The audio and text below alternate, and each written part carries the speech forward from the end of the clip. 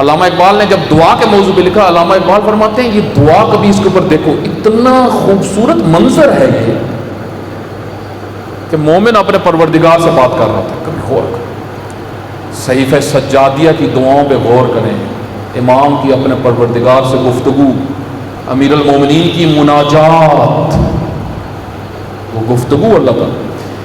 یہ آج ایک بڑی تعداد ہم میں سے جوانوں میں سے ان کو نماز میں ان کا دل کیوں نہیں کرتا؟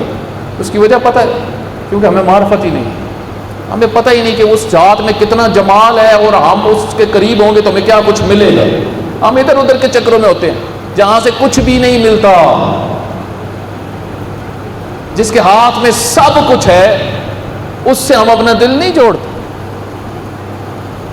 ایک عالم ہے، ایران کا عالم ہے، وہ بڑی اس نماز میں گفتگو کر رہے تھے. انہوں نے ایک بڑا اچھا جملہ بولا. انہوں نے کہا ایک شخص تھا، ہماری نمازوں کی حالت، انہوں نے کہا ایک شخص تھا تو وہ نماز پڑھنے کے بعد، ہر نماز پڑھنے کے بعد جہاں بیٹھا ہوتا تو ادھر سے تھوڑا سا سائڈ پہ ہو جاتا تھا. تو ایک دن اس سے کسی نے پوچھا کہ آپ یہ جو سائڈ پہ ہوتے ہیں اس کی وجہ کیا ہے؟ انہوں نے کہا مجھے پتہ ہے نماز ابھی تھوڑی دیر بعد واپس آنی، دڑم میرے اوپر، کیونکہ میری نماز کی یہی حالت ہے.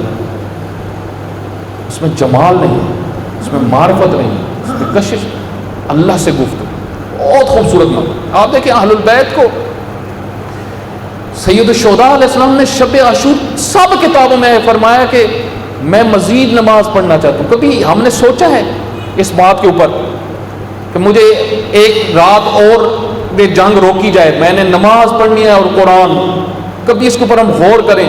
وہ حسین ابن علی جو اپنے بابا کی طرح عبادت کرنے والے تھے، جن کی ساری زندگی نماز پڑھتے ہوئے گزر رہی تھی، سجود میں گزر رہی تھی، وہ دنیا کو بتا رہے تھے تمہیں نہیں پتا یہ کیا ہے، تمہیں نہیں پتا یہ کیا ہے، اس نماز کے اندر کیا راز ہے، ان عبادتوں کے اندر کیا راز ہے، اللہ سے کتنا انسان جڑتا ہے دعاؤں کے ذریعے سے، بندگی. اس وجہ سے سیدہ زینب سلام اللہ علیہ کی بندگی اسوہ ہے سیدہ فاطمہ الزہرا سلام اللہ علیہ کی. بہت پوری رات دعائیں کر.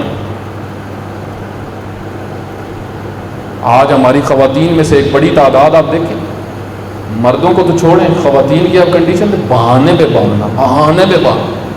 مجلس پہ ایک مجلس اٹھیں گی دوسری مجلس جانا چاہیے، مجالس میں زیادہ سے زیادہ شرکت کریں، لیکن مجالس کے اندر پیغام کیا ہے اس پہ کبھی غور کریں. سیدہ زینب سلام اللہ علیہ تہجد نہیں چھوڑ، اور یہاں پہ واجب کی ادائیگی نہیں ہو رہی. اللہ تعالیٰ قرآن کریم میں ایک نبی کی خصوصیت جو بیان فرماتا ہے، ایک نبی کی خصوصیت اللہ تعالیٰ فرماتا ہے ایک نبی کے متعلق مجھے اس سے بہت محبت ہے، یہ اپنے اہل کو نماز کا کہتے ہیں. اپنے اہل کا صرف ایک بڑی تعداد اپنے گھر میں نماز کا نہیں کہتے. مبلغین آپ بہت سارے دیکھیں، اس طرح اچھے مومنین ہوتے ہیں، وہ اپنے گھر اپنے دیکھ رہے ہوتے ہیں میری بیوی 30 سال سے نماز نہیں پڑھ رہی، 40